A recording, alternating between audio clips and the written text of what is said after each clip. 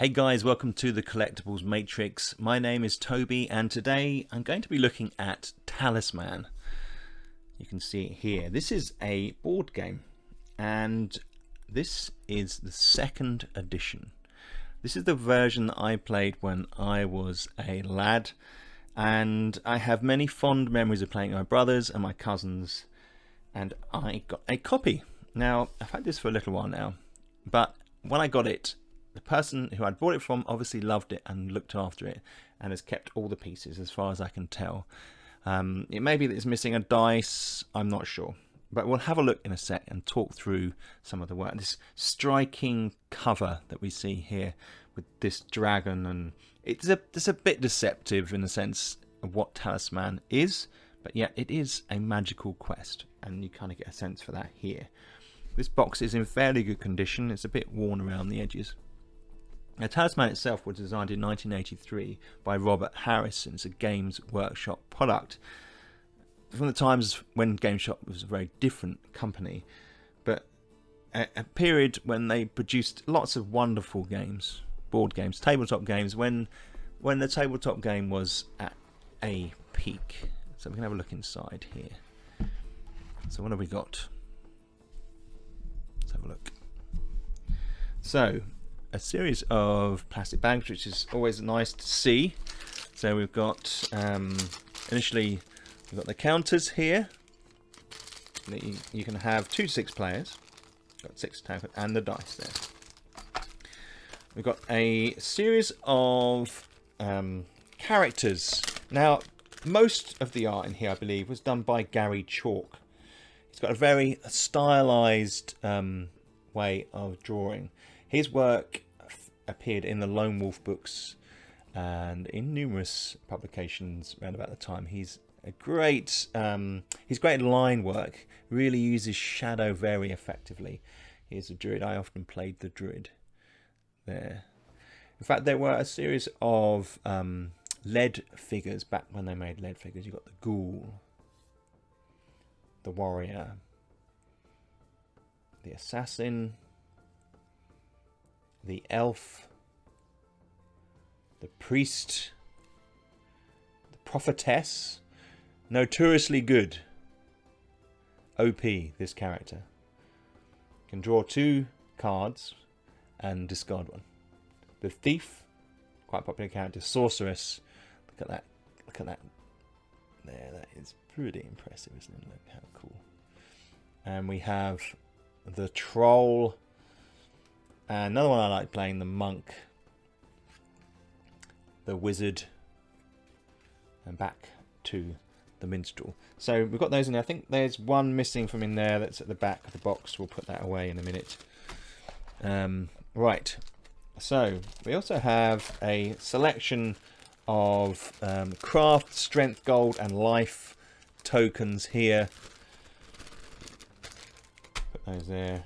The actual stands, the pieces you create the stands, the counters if you like for the characters, can't quite think of the word at the moment. Lots of spare bags, which is awesome. And no, I got those. And then we have some adventure cards. So you would draw these when you landed on certain spaces, and each of these would have a particular effect, some kind of event maybe, or place. You can put places on the spaces, the board. You can get gold, you can get objects like an axe, for example. These beautiful images. These look like they're upside down a bit. Oh, magical objects. Now your character can only have so many objects unless you get a mule. Events would stay on spaces on the board. Places would until they may be used up. And you would fight monsters like the demon, the most powerful craft creature in there. The demon apes and raiders would take your objects and store them. That was a card you did not want to get. A raft you would use to get across the board. Now, talking about the board, maybe we'll come back to those in a minute. We'll have a look at the board in a sec. we've got in here, let's have a quick look at this as well. We've got alignment cards there, you can change your alignment. Toad cards, you could get turned into a toad, which you did not want for so many turns, or until you pass water, I think, or return to somewhere. You've got spell cards, talisman card you need to get into the centre of the board, and you can buy objects at particular locations on the board. The mule was always very handy. You may carry any number of objects. That's what you want. Okay, so the board consists of 4 spaces. We can kind of construct it here for you guys to have a look. It's quite a tight box, and you get an idea when you have a look at it here. Now, this is a very beautiful board. It without a doubt my favourite. There's been 5 editions of Talisman, I think. Some of them, the boards are bigger and kind of more glossy. But this artwork by Gary Chalk is, for me, it's just second to none. It's so striking and neat and concise, and I absolutely adore it. I love it. It's actually got quite a nice back into this as well. Let's have a look at this one here. The line work on the trees, for example. There, the colour. Actually, the colours are they're tame. These colours, really fascinating. And you would travel around the outer region of this, and you would then make your character more powerful and collect objects and followers, because you have so many followers. Then you'd skip over into the next level, which was harder, but you're on your way to the Crown of Command in the centre, where you would be able to throw deadly spells at the other players and try and destroy them. Really great board by Gary Chalk. By far my favourite of the editions of Talisman. Then we've got the rules at the back here. Straightforward on this kind of brown paper, which is fascinating. Using nice kind of graphic down here to show how to use the counters and where to put things. Never had a problem with this rule book, always pretty clear to understand.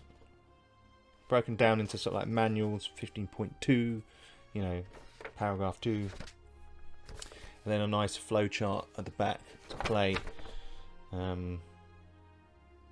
Really nice. Talisman is notorious for being a long game to play. Now, that's not to say that I haven't had shorter games of Talisman over the years, but I have had some titanic Talisman games. It's gained popularity recently because increasingly board games are being played online and through Twitch. You can see how the dwarf has popped up at the back. I'll put him back in the packet in a minute. But the general complaint is there was a lot of randomness and luck involved with Talisman, making it less strategic and complex. But for me, that didn't matter. When you played this game, you went into a fantasy world and you just enjoyed it. It was just a nice place to be. It took you away from the real world. You were these characters. They became powerful and strong. Here you can see there is that collection of miniatures I was talking about earlier. I definitely had the thief. Well, I would have had all the history then. I definitely had the druid. In fact, I probably got it to. It's probably up on the shelf somewhere. Maybe we'll have a look at that another day. But they've got. I definitely had. I think I had the monk. Maybe I had all those. Now, Talisman has spawned a whole range of expansions, and the original ones are just. They're amazing. They're attached to the corners of the board. You know, you've got a sci-fi one, you've got a dungeon, you've got a town, a city expansion, and the players can go through into these locations and explore, and you expand the game out. It becomes even longer, a mammoth game. And I did have a fair few of those over the years, though they've disappeared, and I just now have the core set. I would love to pick up the expansions, but they are really expensive on eBay. This second edition is really sought after, and I'm really happy to be able to have a copy of this game. You can see I've got the original Games Workshop mail order for Basing Nottingham. Are you on the mailing list? So that's a thing. That's really cool, guys. So I hope you enjoyed that little look at Talisman. It's one of my favourite games. Can be quite frustrating, but definitely well worth it. I recommend it if you get the chance to play Talisman. It has a place in history of board games that is quite significant. Guys, so I hope you enjoyed that video. If you did, click the thumbs up. This is a new channel, so if you don't mind subscribing, that would be absolutely awesome so we can grow the community. Otherwise, guys, I will see you in the next video. Thanks for watching.